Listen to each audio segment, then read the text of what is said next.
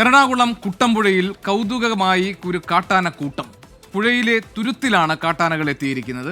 ലാൽകൃഷ്ണനുണ്ട് തൊടുപുഴയിൽ നിന്ന് വിവരങ്ങൾ നൽകാൻ. ലാൽകൃഷ്ണൻ, ഇതിൽ ഈ കുട്ടമ്പുഴയിൽ കാട്ടാനക്കൂട്ടം എത്തുന്നതിലെ കൗതുകം എന്തൊക്കെയാണ്? എന്താണ് അവിടുത്തെ നാട്ടുകാർ പറയുന്നത്? ലാൽ, ജിക്ക്, സാധാരണഗതിയിൽ ഈ കാട്ടാനക്കൂട്ടത്തെ സംബന്ധിച്ചിടത്തോളം നമ്മളുടെ അടുത്ത് ഈ സമീപകാലത്ത് പോലും വന്നിരിക്കുന്ന വാർത്തകളെല്ലാം കാട്ടാനക്കൂട്ടം വന്ന് എത്തി ആക്രമിച്ചതിൻ്റെയും കൃഷിനാശം സംഭവിച്ചതിൻ്റെ വാർത്തകളാണ്. കുട്ടമ്പുഴയിൽ നിന്നും കോതമംഗലത്തിൻ്റെ മറ്റ് പരിസര പ്രദേശങ്ങളിൽ നിന്നും എറണാകുളം ജില്ലയുടെ കിഴക്കൻ മേഖലയിൽ നിന്നും ഇത്തരം വാർത്തകൾ നിരവധി വരുന്നുണ്ട്. ഇതിനിടയിലാണ് കുട്ടമ്പുഴ പുഴയുടെ നടുക്ക് ഒരു തുരുത്തിലേക്ക് ഒരു കാട്ടാനക്കൂട്ടം എത്തിയിരിക്കുന്നത്. അത് നിരവധി ആനകളുണ്ട്, കുഞ്ഞാന മുതൽ വലിയ ആന വരെയുണ്ട്. അവിടുത്തെ ഒരു സ്ഥിരം കാഴ്ച എന്ന് വേണമെങ്കിൽ നമുക്ക് പറയാം. പക്ഷേ വനംവകുപ്പ് പറയുന്നത് രാത്രി കാലങ്ങളിൽ ഏതെങ്കിലും മൃഗം ഇവരെ ഓടിക്കുകയോ ആക്രമിക്കാൻ ശ്രമിക്കുകയോ ചെയ്യുന്ന സമയത്താണ് ഈ കൂട്ടം സാധാരണഗതിയിൽ പുഴ കടന്ന് പുഴയുടെ നടുക്കുള്ള തുരുത്തിലേക്ക് എത്തി അവിടെ രക്ഷ തേടുന്നത് എന്നുള്ളതാണ്.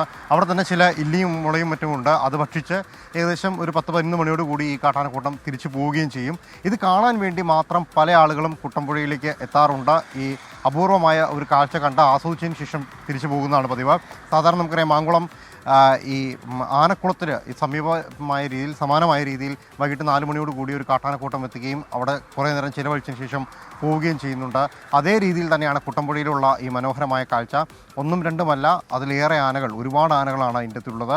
അവർ സാധാരണഗതിയിൽ വരുന്ന പോലെ വന്ന് പോകുന്ന രീതിയാണുള്ളത്. ആശങ്കപ്പെടേണ്ട സാഹചര്യമൊന്നുമില്ല. പക്ഷേ അവിടെയുള്ള ഏത് കടകളിൽ കയറിയിരുന്ന് ഭക്ഷണം കഴിക്കുന്ന സമയത്തും അതിൻ്റെ ബാൽക്കണിയിലൂടെ ഈ കാഴ്ച കണ്ട് ആസ്വദിക്കാമെന്നൊരു പ്രത്യേകത കൂടിയുണ്ട്. അത് കാണുന്നതിന് വേണ്ടിയിട്ടും നിരവധി ആളുകളാണ് അവിടേക്ക് എത്തുന്നത്. ശരി, ലാൽകൃഷ്ണനാണ് വിവരങ്ങൾ നൽകിയത്. എറണാകുളം കുട്ടമ്പുഴയിലാണ് കൗതുകമായി ഒരു കാട്ടാനക്കൂട്ടം. പുഴയിലെ തുരുത്തിൽ കാട്ടാനകൾ എത്തിയത്. അതിന്റെ വിവരങ്ങളാണ് ലാൽകൃഷ്ണൻ നൽകിയത്.